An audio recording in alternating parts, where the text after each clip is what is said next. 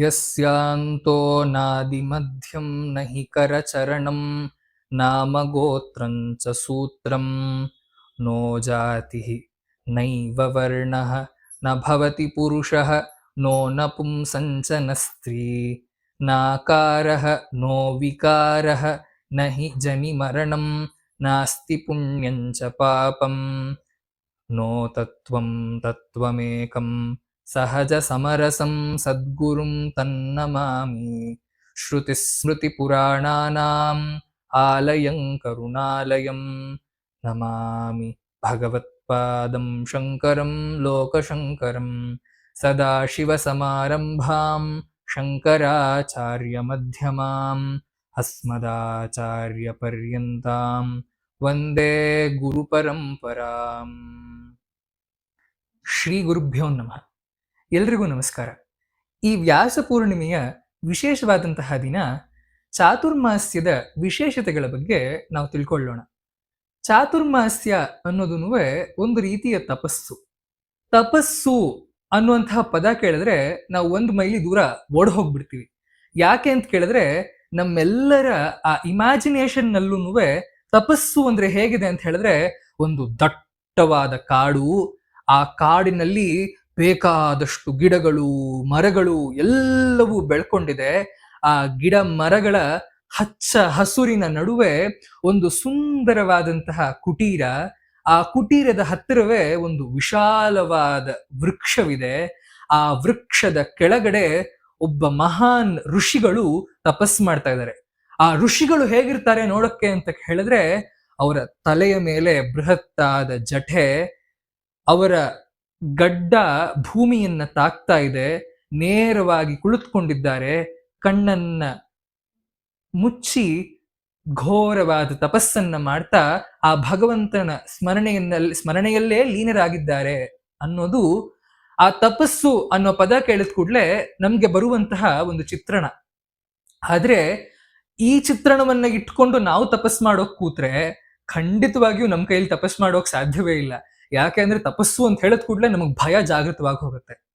ಆದ್ರೆ ಆ ರೀತಿಯ ತಪಸ್ಸು ಒಂದು ವಿಧಾನವಾದ್ರೆ ಈ ತಪಸ್ಸು ಮಾಡೋದಕ್ಕೂ ಬೇಕಾದಷ್ಟು ವಿಧಾನಗಳಿವೆ. ಅಂತಹ ವಿಧಾನಗಳ ಪೈಕಿ ಒಂದು ವಿಧಾನವೇ ಈ ಚಾತುರ್ಮಾಸ್ಯ. ತಪಸ್ಸು ಅಂತ ಹೇಳಿದ್ರೆ ನಮ್ಮ ಮನಸ್ಸು, ಇಂದ್ರಿಯ ಹಾಗೂ ದೇಹ ಈ ಮೂರನ್ನು ಸಂಯಮಗೊಳಿಸ್ಕೊಂಡು ಅದನ್ನ ನಮ್ಮ ಸುಪರ್ಧಿಯಲ್ಲಿ ಇಟ್ಕೊಳ್ಳೋದು. ಈ ರೀತಿ ಸುಪರ್ಧಿಯಲ್ಲಿ ಇಟ್ಕೊಳ್ಳೋಕೆ ಬೇಕಾದಷ್ಟು ವರ್ಷಗಳ ಕಾಲ ತಪಸ್ಸು ಮಾಡಿ ಆ ಭಗವಂತನ ದರ್ಶನ ಪ್ರಾಪ್ತ ಮಾಡೋದು ಒಂದು ರೀತಿ ಆದ್ರೆ, ಈ ಚಾತುರ್ಮಾಸ್ಯದ ರೀತಿ ಹಲವಾರು ವಿಧಾನಗಳಲ್ಲಿ ಸಹ ನಾವು ತಪಸ್ಸನ್ನ ಕೈಗೊಳ್ಳಬಹುದು.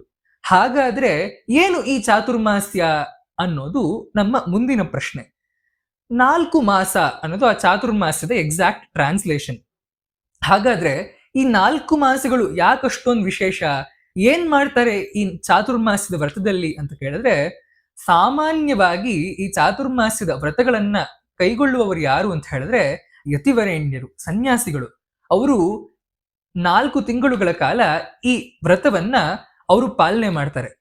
ಯಾಕೆ ಈ ವ್ರತವನ್ನ ಪಾಲನೆ ಮಾಡಬೇಕು ಅಂತ ಕೇಳಿದ್ರೆ, ಈ ಶ್ರುತಿಯಲ್ಲಿ ವೇದಗಳಲ್ಲಿ ಒಂದು ಮಾತು ಬರುತ್ತೆ. ಏನು ಅಂತ ಹೇಳಿದ್ರೆ, ಪರ್ಯಟೇತ್ ಕೀಟವತ್ ಭೂಮೌ ವರ್ಷಾಸು ಏಕತ್ರ ಸಂವಸೇತ್ ಅಂತ.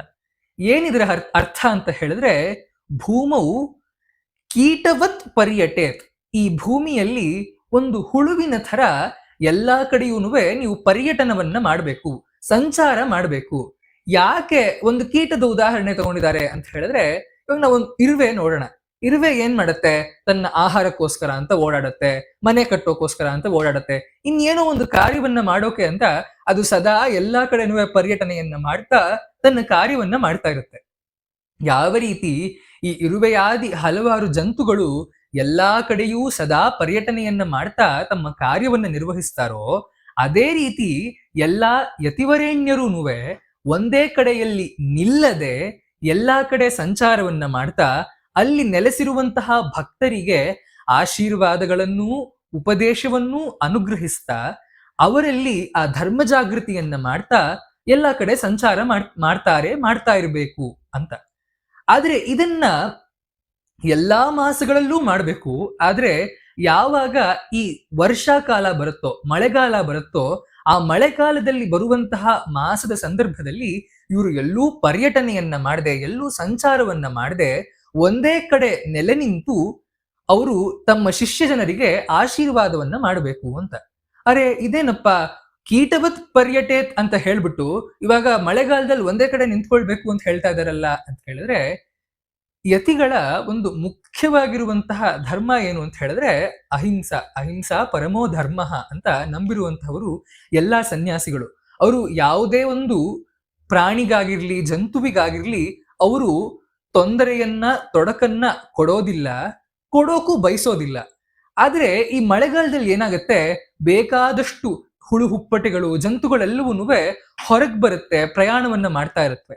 ಹೀಗೆ ಅವೆಲ್ಲಾ ಕಡೆ ಓಡಾಡ್ತಾ ಇದ್ದಾಗ ಯತಿಗಳ ಪಾದಸ್ಪರ್ಶವಾಗಿ ಆ ಪ್ರಾಣಿಗಳಿಗೇನಾದ್ರೂ ಹಾನಿ ಆದ್ರೆ ಯತಿ ಧರ್ಮದ ಉಲ್ಲಂಘನೆ ಆಗತ್ತೆ.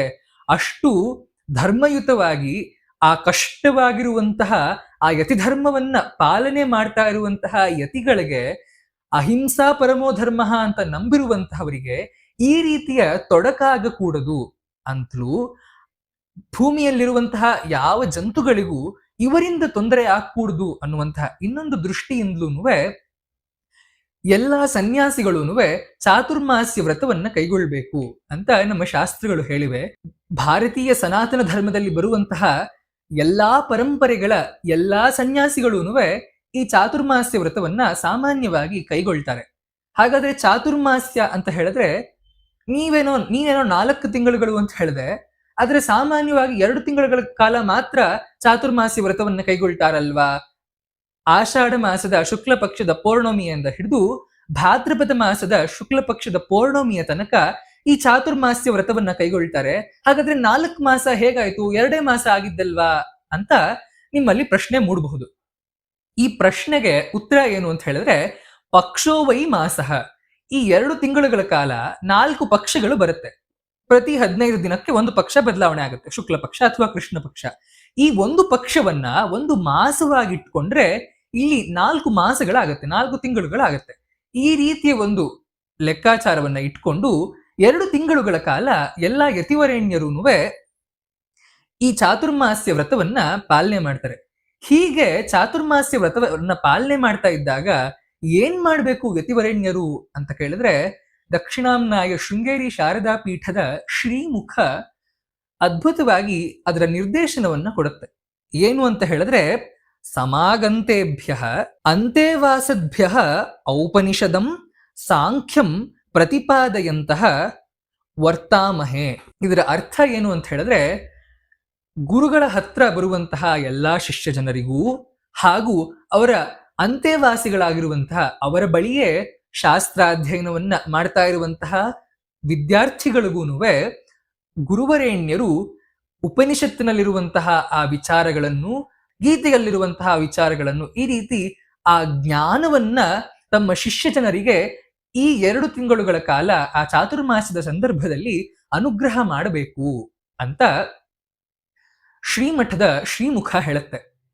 ಯಾಕಿದು ಬಹಳ ಮುಖ್ಯವಾಗತ್ತೆ ಅಂತ ಹೇಳಿದ್ರೆ, ಸಾಮಾನ್ಯವಾಗಿ ಎಲ್ಲಾ ಯತಿವರೇಣ್ಯರೂ ಸಂಚಾರವನ್ನ ಮಾಡ್ತಾ ಇದ್ದಾಗ ಅವರ ಸ್ವ ಅನುಷ್ಠಾನವನ್ನು, ತಪಸ್ಸನ್ನು ಹಾಗೂ ಅಧ್ಯಾಪನಗಳನ್ನ ಮಾಡೋದು ಬಹಳ ಕ್ಲಿಷ್ಟವಾಗಿರುತ್ತೆ. ಯಾಕೆ ಅಂತ ಹೇಳಿದ್ರೆ, ಅವ್ರ ಹತ್ರ ಯಾವಾಗ್ಲೂ ಶಿಷ್ಯ ಜನರು ಬರ್ತಾ ಇರ್ತಾರೆ, ಅವರ ಆಶೀರ್ವಾದವನ್ನ ಸ್ವೀಕಾರ ಮಾಡ್ತಾ ಇರ್ತಾರೆ. ಅವರಿಗೋಸ್ಕರ ಅಂತ ಸಮಯ ಸಿಗೋದು ಬಹಳ ಕಷ್ಟವಾಗುತ್ತೆ ಅವರ ಅನುಷ್ಠಾನಗಳನ್ನ ಮಾಡೋಕೆ. ಈ 2 ತಿಂಗಳುಗಳ ಕಾಲ ಅವರ ಹತ್ರ ಸಮಯ ಇರೋ ಕಾರಣ, ಒಂದೇ ಕಡೆ ನಿಲ್ಲೋ ಕಾರಣ ಅವ್ರ ಹತ್ರ ಬೇಕಾದಷ್ಟು ಸಮಯವಿರುತ್ತೆ. ಆ ಸಮಯದಲ್ಲಿ ಅವರು ಆ ಅನುಷ್ಠಾನಾದಿಗಳನ್ನೆಲ್ಲ ಮಾಡ್ತಾ ಶಿಷ್ಯ ಜನರಿಗೆ ಉಪದೇಶಾದಿಗಳನ್ನು ಹಾಗೂ ಉಪನ್ಯಾಸಗಳ ಮುಖಾಂತರ ಜ್ಞಾನವನ್ನು ಅನುಗ್ರಹಿಸ್ತಾರೆ. ಈ ರೀತಿ ಇರುವಂತಹ ಈ ಚಾತುರ್ಮಾಸ್ಯದ ಸಂದರ್ಭದಲ್ಲಿ ಇದು ಪ್ರಾರಂಭ ಆಗೋದು ಯಾವಾಗ ಅಂತ ಕೇಳಿದ್ರೆ, ಆಷಾಢ ಮಾಸದ ಶುಕ್ಲ ಪಕ್ಷದ ಪೌರ್ಣಮಿಯ ದಿನ. ಈ ಪೌರ್ಣಮಿಯನ್ನ ನಾವು ಗುರು ಪೌರ್ಣಮಿ ಅಥವಾ ವ್ಯಾಸ ಪೌರ್ಣಮಿ ಅಂತ ನಾವು ಕರಿತೀವಿ. ಈ ಹುಣ್ಣಿಮೆಯ ದಿನ ಎಲ್ಲಾ ಯತಿವರೇಣ್ಯರೂ ಚಾತುರ್ಮಾಸದ ವ್ರತ ಸಂಕಲ್ಪವನ್ನ ತಗೊಳ್ತಾರೆ. ಈ ವ್ರತ ಸಂಕಲ್ಪದ ದಿನ ವ್ಯಾಸ ಪೂಜೆ ಅಂತ ಮಾಡ್ತಾರೆ. ಈ ವ್ಯಾಸ ಪೂಜೆಗೆ ಮೂಲ ಏನು ಅಂತ ಹೇಳಿದ್ರೆ, ವಿಶ್ವೇಶ್ವರ ಸರಸ್ವತಿಗಳು ಬಹಳ ಸುಪ್ರಸಿದ್ಧವಾಗಿರುವಂತಹ ಯತಿಧರ್ಮ ಸಂಹಿತ ಅಥವಾ ವಿಶ್ವೇಶ್ವರ ಸಂಹಿತ ಅನ್ನುವಂತಹ ಒಂದು ಗ್ರಂಥವನ್ನ ರಚನೆ ಮಾಡಿದ್ದಾರೆ. ಈ ಗ್ರಂಥದಲ್ಲಿ ಚಾತುರ್ಮಾಸ್ಯ ವ್ರತವನ್ನ ಯಾವ ರೀತಿ ಕೈಗೊಳ್ಬೇಕು ಅಂತ ಅವರು ನಿರ್ದೇಶನಗಳನ್ನ ಕೊಟ್ಟಿದ್ದಾರೆ. ಈ ನಿರ್ದೇಶನಗಳ ಪ್ರಕಾರವೇ ನಮ್ಮ ಗುರುಪರಂಪರೆಯಲ್ಲಿ ಬರುವಂತಹ ಎಲ್ಲಾ ಯತಿವರೇಣ್ಯರೂ ವ್ಯಾಸ ಪೂಜೆಯನ್ನ, ಆ ಚಾತುರ್ಮಾಸ್ಯ ವ್ರತ ಸಂಕಲ್ಪವನ್ನ ಮಾಡ್ತಾರೆ. ಆ ವಿಶ್ವೇಶ್ವರ ಸಂಹಿತ ಹೇಳತ್ತೆ, ವ್ಯೂಹ ಪುನಸ್ತ್ರಯ ಏವ ಕೃಷ್ಣ ವ್ಯಾಸ ಭಾಷ್ಯಕಾರಾಣಾಂ ಏವ ಸಮಾಚರೇತ್. ವ್ಯೂಹತ್ವಂಚ ತತ್ಪರಿವಾರ ಯೋಗಾತ್. ಪರಿವಾರಶ್ಚ ಪುರಾಣಾದಿಷು ದೃಷ್ಟಃ.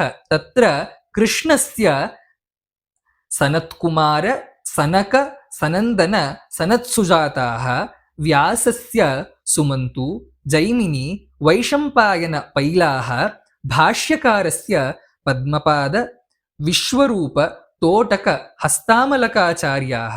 ತತ್ರ ಮಧ್ಯೆ ಕೃಷ್ಣಪಂಚಕಂ, ತಸ್ಯ ದಕ್ಷಿಣತಃ ವ್ಯಾಸಪಂಚಕಂ, ವಾಮತಂ ಆಚಾರ್ಯಪಂಚಕಂ ಇತಿ. ನ್ಯಾಯಾತ್ ಆಚರಾಚ್ಚ ಗುರುಃ ಪರಮಗುರುಃ ಪರಮೇಷ್ಠಿಗುರುಃ ಪರಾಪರಗುರವಃ ಅನ್ಯೇ ಚ ಬ್ರಹ್ಮವಿದ್ಯಾಚಾರ್ಯ ಯಥಾ ಸನ್ನಿವೇಶಂ ಭಗವತಃ ಪುರಃ ಪೂಜ್ಯಾಃ ಅಂತ ಹೇಳ್ತಾರೆ. ವ್ಯಾಸ ಪೂಜೆಯನ್ನ ಯಾವ ರೀತಿ ಮಾಡ್ತಾರೆ ಅಂತ ಹೇಳಿದ್ರೆ, ಇಲ್ಲಿ 3 ಪಂಚಕಗಳಿರುತ್ತೆ. ಆ ವ್ಯಾಸ ಪೂಜೆಯ ಮಂಟಪದ ಮಧ್ಯದಲ್ಲಿ ಕೃಷ್ಣ ಪಂಚಕ ಇರುತ್ತೆ. ಈ ಕೃಷ್ಣ ಪಂಚಕದಲ್ಲಿ ಕೃಷ್ಣನ 4 ದಿಕ್ಕುಗಳಲ್ಲೂ ಸನತ್ಕುಮಾರ, ಸನಕ, ಸನಂದನ, ಸನತ್ಸುಜಾತ, ಈ 4 ಆ ಭಾಗವತವನ್ನ ನೋಡಿದಂತಹ ಬ್ರಹ್ಮನ ಮಾನಸ ಪುತ್ರರು ಇರ್ತಾರೆ. ಕೃಷ್ಣನನ್ನ ಯಾಕೆ ಪೂಜೆ ಮಾಡಬೇಕು ಅಂತ ಹೇಳಿದ್ರೆ, ನಮ್ಮೆಲ್ರಿಗೂ ಗೊತ್ತಿರುವಂತಹ ಸುಪ್ರಸಿದ್ಧವಾದ ಮಾತು, ಕೃಷ್ಣಂ ವಂದೇ ಜಗದ್ಗುರುಂ. ಆ ಕೃಷ್ಣನನ್ನ ನಾವೆಲ್ಲರೂ ಜಗದ್ಗುರು ಅಂತ ವಂದಿಸ್ತೀವಿ. ಯಾಕೆ ಅಂತ ಹೇಳಿದ್ರೆ, ಬಹಳ ಕ್ಲಿಷ್ಟಕರವಾಗಿರುವಂತಹ ಆ ವೇದದಲ್ಲಿ ಗುಪ್ತವಾಗಿರುವಂತಹ ಎಲ್ಲಾ ವಿಚಾರಗಳನ್ನ ಬಹಳ ಸುಲಭವಾಗಿ ತನ್ನ ಭಕ್ತ ಜನರಿಗೆ ಭಗವದ್ಗೀತೆಯ ಮುಖಾಂತರ ಆ ಗೀತಾಚಾರ್ಯನಾದಂತಹ ಕೃಷ್ಣ ಪರಮಾತ್ಮ ನಮ್ಗೆ ಅನುಗ್ರಹ ಮಾಡಿದ್ದಾನೆ. ಹಾಗಾಗಿನೇ ಅವನು ಜಗದ್ಗುರುವಾಗಿದ್ದಾನೆ. ಅಂತಹ ಜಗದ್ಗುರುವಿಗೆ ವಂದಿಸ್ತಾ, ಅವನ ಸುತ್ತಲೂ ಇರುವಂತಹ ಆ 4 ಬ್ರಹ್ಮನ ಮಾನಸಪುತ್ರರಿಗೂ ನಮಸ್ಕಾರವನ್ನ ಮಾಡ್ತಾ, ಆ ಭಗವಂತನ ಬಲಭಾಗದಲ್ಲಿ ವ್ಯಾಸ ಪಂಚಕವಿರುತ್ತೆ. ವ್ಯಾಸ ಪಂಚಕದಲ್ಲಿ ಮಹರ್ಷಿ ವೇದವ್ಯಾಸರು ಹಾಗೂ ಅವರ ಸುತ್ತ ಅವರ 4 ಜನ ಶಿಷ್ಯರಾದಂತಹ ಸುಮಂತ ಮಹರ್ಷಿಗಳು, ಜೈಮಿನಿ ಮಹರ್ಷಿಗಳು, ವೈಶಂಪಾಯನ ಮಹರ್ಷಿಗಳು ಹಾಗೂ ಪೈಲ ಮಹರ್ಷಿಗಳು ಇರ್ತಾರೆ. ವ್ಯಾಸರು ಯಾಕೆ ಈ ಪಟ್ಟಿಯಲ್ಲಿ ಬರ್ತಾರೆ ಅಂತ ಹೇಳಿದ್ರೆ, ಆ ಬ್ರಹ್ಮವಿದ್ಯೆಯನ್ನ ನಮಗೆ ಅನುಗ್ರಹ ಮಾಡುವಂತಹ ಒಂದು ಪರಂಪರೆ ಇದೆ. ಒಂದು ಶ್ಲೋಕ ಬಹಳ ಸುಂದರವಾಗಿ ನಮ್ಗೆ ಅದನ್ನ ವರ್ಣಿಸುತ್ತೆ. ಏನು ಅಂತ ಹೇಳಿದ್ರೆ, ನಾರಾಯಣಂ ಪದ್ಮಭುವಂ ವಸಿಷ್ಠಂ ಶಕ್ತಿಂಚ ತತ್ಪುತ್ರ ಪರಾಶರಂಚ ವ್ಯಾಸಂ ಶುಕಂ ಗೌಡಪದಂ ಮಹಾಂತಂ ಗೋವಿಂದ ಯೋಗೀಂದ್ರ ಮಥಾಸ್ಯ ಶಿಷ್ಯಾನ್ ಅಂತ. ಆ ಬಹಳ ಗುಪ್ತವಾಗಿದ್ದಂತಹ ಆ ಬ್ರಹ್ಮವಿದ್ಯೆಯನ್ನ ಶ್ರೀಮನ್ನಾರಾಯಣ ತನ್ನ ಪುತ್ರನಾಗಿರುವಂತಹ ಆ ಕಮಲದಿಂದ ಉದ್ಭವನಾದಂತಹ ಆ ಚತುರ್ಮುಖ ಬ್ರಹ್ಮನಿಗೆ ಅನುಗ್ರಹಿಸಿದ್ರೆ, ಚತುರ್ಮುಖ ಬ್ರಹ್ಮ ತನ್ನ ಪುತ್ರನಾದಂತಹ ವಸಿಷ್ಠ ಮಹರ್ಷಿಗಳಿಗೂ, ವಸಿಷ್ಠರು ತಮ್ಮ ಪುತ್ರರಾದಂತಹ ಶಕ್ತಿ ಮಹರ್ಷಿಗಳಿಗೂ, ಶಕ್ತಿ ಮಹರ್ಷಿಗಳು ತಮ್ಮ ಪುತ್ರರಾದ ಪರಾಶರ ಮುನಿಗಳಿಗೂ, ಪರಾಶರ ಮಹರ್ಷಿಗಳು ತಮ್ಮ ಪುತ್ರರಾದ ವೇದವ್ಯಾಸರಿಗೂ, ವೇದವ್ಯಾಸರು ತಮ್ಮ ಪುತ್ರರಾದ ಶುಕಬ್ರಹ್ಮರಿಗೂ, ಶುಕಬ್ರಹ್ಮರು ತಮ್ಮ ಶಿಷ್ಯರಾದಂತಹ ಗೌಡ ಭಗವತ್ಪಾದರಿಗೂ, ಗೌಡ ಭಗವತ್ಪಾದರು ತಮ್ಮ ಶಿಷ್ಯರಾದಂತಹ ಗೋವಿಂದ ಭಗವತ್ಪಾದರಿಗೂ ಆ ಬ್ರಹ್ಮವಿದ್ಯೆಯನ್ನ ಅನುಗ್ರಹಿಸಿದ್ರು. ಆ ಅವಿಚ್ಛಿನ್ನವಾಗಿ ಬಂದಂತಹ ಆ ಬ್ರಹ್ಮವಿದ್ಯೆಯು ಗೋವಿಂದ ಭಗವತ್ಪಾದರಿಂದ ಶ್ರೀಮದ್ ಆದಿಶಂಕರ ಭಗವತ್ಪಾದರಿಗೆ ಅನುಗ್ರಹಿಸಲ್ಪಟ್ಟಿತ್ತು, ಉಪದೇಶಿಸಲ್ಪಟ್ಟಿತ್ತು. ಶ್ರೀಮದ್ ಆದಿಶಂಕರ ಭಗವತ್ಪಾದರಿಂದ ಶ್ರೀಮತ್ ಶಂಕರಾಚಾರ್ಯ ಮಥಾಸ್ಯ ಪದ್ಮಪಾದಂಚ ಹಸ್ತಾಮಲಕಂಚ ಶಿಷ್ಯಂ ತೋಟಕಂ ವಾರ್ತಿಕಕಾರ ಮನ್ಯಾನ್ ಅಸ್ಮದ್ಗುರೂನ್ ಸಂತತಮಾನತೋಸ್ಮಿ. ಶ್ರೀಮತ್ ಶಂಕರಾಚಾರ್ಯರಿಂದ ಸುರೇಶ್ವರಾಚಾರ್ಯರಿಗೂ, ಪದ್ಮಪಾದಾಚಾರ್ಯರಿಗೂ, ತೋಟಕಾಚಾರ್ಯರಿಗೂ, ಹಸ್ತಾಮಲಕಾಚಾರ್ಯರಿಗೂ ಅನುಗ್ರಹೀತವಾಗಿ ಅವರಿಂದ 4 ದಿಕ್ಕುಗಳಲ್ಲೂ ಇದ್ದಂತಹ 4 ಆಮ್ನಾಯ ಪೀಠಗಳು ಸ್ಥಾಪಿಸಲ್ಪಟ್ಟು, ಭಗವತ್ಪಾದರಿಂದ ಆ 4 ಆಮ್ನಾಯ ಪೀಠಗಳಲ್ಲಿ ಈ 4 ಆಚಾರ್ಯರುಗಳನ್ನ ಸ್ಥಾಪಿಸಿ, ಅದರ ಮೊದಲ ಪೀಠಾಧಿಪತಿಗಳಾಗಿ ಸ್ಥಾಪಿಸಿ, ಆ 4 ಆಚಾರ್ಯರುಗಳಿಂದ ಆ ಬ್ರಹ್ಮವಿದ್ಯಾ ಪರಂಪರೆಯು ಇಂದಿನ ಆಚಾರ್ಯರ ತನಕವೂ ಅವಿಚ್ಛಿನ್ನವಾಗಿ ನಡೆದುಕೊಂಡು ಬಂದಿದೆ. ಅದಕ್ಕೋಸ್ಕರನೇ ಈ ಪರಂಪರೆಗೆ ಈ ವ್ಯಾಸ ಪೂಜೆಯ ದಿನ ನಾವು ನಮಸ್ಕಾರವನ್ನ ಮಾಡ್ತೀವಿ. ಇದರಲ್ಲಿ ವ್ಯಾಸರು ಹಾಗೂ ಭಗವತ್ಪಾದರು ಯಾಕೆ ಬಂದ್ರು ಅಂತ ಕೇಳಿದ್ರೆ, ಇದಕ್ಕೂ ಒಂದು ಅದ್ಭುತವಾದ ಶ್ಲೋಕ ಇದೆ. ಏನು ಅಂತ ಹೇಳಿದ್ರೆ, ಶಂಕರಂ ಶಂಕರಾಚಾರ್ಯಂ ಕೇಶವಂ ಬಾದರಾಯಣಂ ಸೂತ್ರಭಾಷ್ಯ ಕೃತೌ ವಂದೇ ಭಗವಂತೌ ಪುನಃ ಪುನಃ. ಭಗವಂತೌ ಸೂತ್ರಭಾಷ್ಯ ಕೃತೌ ಕೇಶವಂ ಬಾದರಾಯಣಂ ಶಂಕರಂ ಶಂಕರಾಚಾರ್ಯಂ ಪುನಃ ಪುನಃ ವಂದೇ. ಆ ಸೂತ್ರವನ್ನ ರಚನೆ ಮಾಡಿದಂತಹ ಆ ನಾರಾಯಣ ಸ್ವರೂಪಿಗಳಾದಂತಹ ವೇದವ್ಯಾಸರಿಗೂ ಹಾಗೂ ಆ ಸೂತ್ರಗಳಿಗೆ ಭಾಷ್ಯವನ್ನ ರಚನೆ ಮಾಡಿದಂತಹ ಶ್ರೀಮತ್ ಶಂಕರ ಭಗವತ್ಪಾದರಿಗೂ ನಾನು ಪುನಃ ಪುನಃ ವಂದಿಸ್ತೀನಿ ಅಂತ. ಯಾಕೆ ವೇದವ್ಯಾಸರು ಅಂತ ಹೇಳಿದ್ರೆ, ಆ ವಿಶಾಲವಾಗಿದ್ದಂತಹ ವೇದ ಸಾರವನ್ನ 4 ಭಾಗವಾಗಿ ವಿಂಗಡಿಸಿ, ಋಗ್ಯಜ ಸಾಮ ಅಥರ್ವ ಅಂತ 4 ವೇದಗಳಾಗಿ ಅದನ್ನ ವಿಂಗಡಿಸಿ ಅದನ್ನ ತಮ್ಮ 4 ಜನ ಶಿಷ್ಯರಿಗೆ ಅನುಗ್ರಹಿಸಿದ್ರು. ಇದಷ್ಟೇ ಅಲ್ಲದೆ ಮಹಾಭಾರತಾದಿ ಪುರಾಣಗಳನ್ನೂ ಸಹ ನಮ್ಗೆ ಅನುಗ್ರಹಿಸಿದ್ರು. ಇದರ ಜೊತೆಗೆ ಅವರು ಆ ಜೀವ ಬ್ರಹ್ಮ ಹಾಗೂ ಬ್ರಹ್ಮಾಂಡ ಈ ಎಲ್ಲ ವಿಚಾರಗಳ ಸಾರಭೂತವಾಗಿರುವಂತಹ ಸೂತ್ರಗಳನ್ನ, ಬ್ರಹ್ಮಸೂತ್ರಗಳನ್ನ ನಮ್ಗೆ ಅನುಗ್ರಹಿಸಿದ್ರು. ಈ ಎಲ್ಲವನ್ನೂ ಅನುಗ್ರಹಿಸಿದಂತಹ ಆ ವ್ಯಾಸರಿಗೂ ಹಾಗೂ ಅವರ ಶಿಷ್ಯರಿಗೆ ವ್ಯಾಸ ಪಂಚಕದ ಮುಖಾಂತರ ನಮಸ್ಕಾರವನ್ನ ಸಲ್ಲಿಸಿದ್ರೆ, ಆ ಎಲ್ಲಾ ಬ್ರಹ್ಮಸೂತ್ರಗಳಿಗೂ ಭಗವದ್ಗೀತೆಗೂ ಹಾಗೂ ಉಪನಿಷತ್ತುಗಳಿಗೂ ಅದ್ವೈತ ಪರವಾಗಿರುವಂತಹ ಭಾಷ್ಯವನ್ನ ರಚನೆ ಮಾಡಿದಂತಹ ಶ್ರೀಮತ್ ಶಂಕರ ಭಗವತ್ಪಾದರಿಗೂ ಹಾಗೂ ಅವರ 4 ಪ್ರಮುಖ ಶಿಷ್ಯರಿಗೂ ಆಚಾರ್ಯ ಪಂಚಕದ ಮುಖಾಂತರ ನಾವು ನಮ್ಮ ನಮಸ್ಕಾರವನ್ನು ಸಲ್ಲಿಸ್ತೀವಿ. ಕೃಷ್ಣ ಪಂಚಕ, ವ್ಯಾಸ ಪಂಚಕ ಹಾಗೂ ಶಂಕರ ಪಂಚಕ, ಈ 3 ಪಂಚಕಗಳನ್ನು ಪೂಜೆ ಮಾಡಿದ ಮೇಲೆ ಎಲ್ಲಾ ಯತಿವರೇಣ್ಯರೂ ತಮ್ಮ ಆಶ್ರಮ ಗುರುಗಳಿಗೂ, ಪರಮ ಗುರುಗಳಿಗೂ, ಪರಮೇಷ್ಠಿ ಗುರುಗಳು, ಪರಾಪರ ಗುರುಗಳು ಹಾಗೂ ಈ ಬ್ರಹ್ಮವಿದ್ಯೆಯನ್ನ ನಮಗೆ ಅನುಗ್ರಹಿಸಿರ್ತಕ್ಕಂತಹ ಎಲ್ಲಾ ಯತಿವರೇಣ್ಯರಿಗೂ ತಮ್ಮ ಪೂಜೆಯನ್ನ, ನಮಸ್ಕಾರಗಳನ್ನ ಸಲ್ಲಿಸ್ತಾರೆ. ಈ ರೀತಿ ನಮಸ್ಕಾರವನ್ನ ಮಾಡಿದ್ಮೇಲೆ ಅವರು ತಮ್ಮ ಚಾತುರ್ಮಾಸ್ಯ ವ್ರತ ಸಂಕಲ್ಪವನ್ನ ಸ್ವೀಕಾರ ಮಾಡ್ತಾರೆ.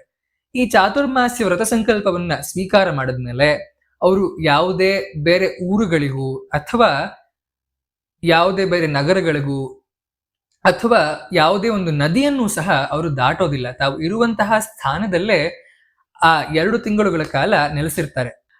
ಅದಕ್ಕೋಸ್ಕರನೇ ಚಾತುರ್ಮಾಸ್ಯದ ಪೂರ್ವಭಾವಿಯಾಗಿ ಶೃಂಗೇರಿಯಲ್ಲಿ ದಕ್ಷಿಣಾಮ್ನಾಯ ಶೃಂಗೇರಿ ಶಾರದಾ ಪೀಠಾಧೀಶ್ವರರಾದ ಅನಂತ ಶ್ರೀ ವಿಭೂಷಿತ ಶ್ರೀ ಶ್ರೀ ಭಾರತೀ ತೀರ್ಥ ಮಹಾಸನ್ನಿಧಾನಗಳು ಹಾಗೂ ಅನಂತ ಶ್ರೀ ವಿಭೂಷಿತ ಶ್ರೀ ಶ್ರೀ ವಿಧುಶೇಖರ ಭಾರತಿ ಸನ್ನಿಧಾನಗಳು ಚಾತುರ್ಮಾಸ್ಯದ ಪೂರ್ವಭಾವಿಯಾಗಿ ಶೃಂಗೇರಿಯಲ್ಲಿ ನೆಲೆ ನಿಂತಿರುವಂತಹ ಆ ಶೃಂಗೇರಿಯ ಅಧಿದೇವತೆಯಾಗಿರುವಂತಹ ಶಾರದಾ ಪರಮೇಶ್ವರಿಯನ್ನು, ಮಲಹಾನಿಕರೇಶ್ವರನನ್ನು, ದುರ್ಗಾಮ್ಮನವರನ್ನು ಸೇರಿದಂತೆ ಶೃಂಗೇರಿಯಲ್ಲಿರುವಂತಹ ಎಲ್ಲಾ ಪ್ರಮುಖ ದೇವಾಲಯಗಳಿಗೂ ಚಿತ್ತಗಿಸಿ ಅಲ್ಲಿರುವಂತಹ ಭಗವಂತನಿಗೆ ಅಥವಾ ಭಗವತಿಗೆ ನಮಸ್ಕಾರವನ್ನ ಮಾಡಿ ಅವರು ಅದಾದ ಮೇಲೆ ತಮ್ಮ ಗುರುಪರಂಪರೆಯಲ್ಲಿ ಆಗಮಿಸುವಂತಹ ಎಲ್ಲಾ ಗುರುವರೇಣ್ಯರ ಅಧಿಷ್ಠಾನಗಳಿಗೆ ಹೋಗಿ ಅಲ್ಲಿ ನಮಸ್ಕಾರವನ್ನ ಮಾಡಿ ಅದಾದ ಮೇಲೆ ಚಾತುರ್ಮಾಸ್ಯ ವ್ರತವನ್ನ ಕೈಗೊಳ್ತಾರೆ.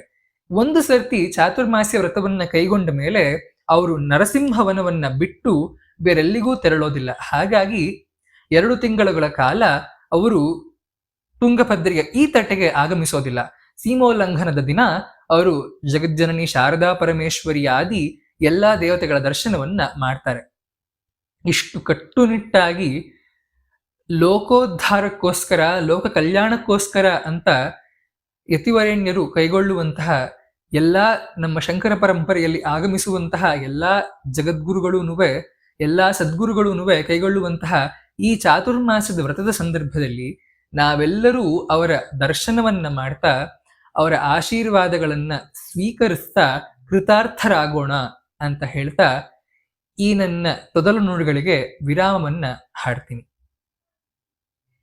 ಅಖಂಡ ಮಂಡಲಾಕಾರಂ ವ್ಯಾಪ್ತಂ ಯೇನ ಚರಾಚರಂ ಚಕ್ಷುರುನ್ಮೀಲಿತಂ ಯೇನ ತಸ್ಮೈ ಶ್ರೀ ಗುರವೇ ನಮಃ.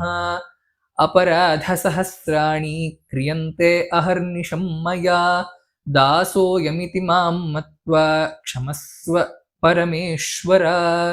ಹರಿ ಓಂ ತತ್ಸತ್. ಶ್ರೀಕೃಷ್ಣಾರ್ಪಣಮಸ್ತು.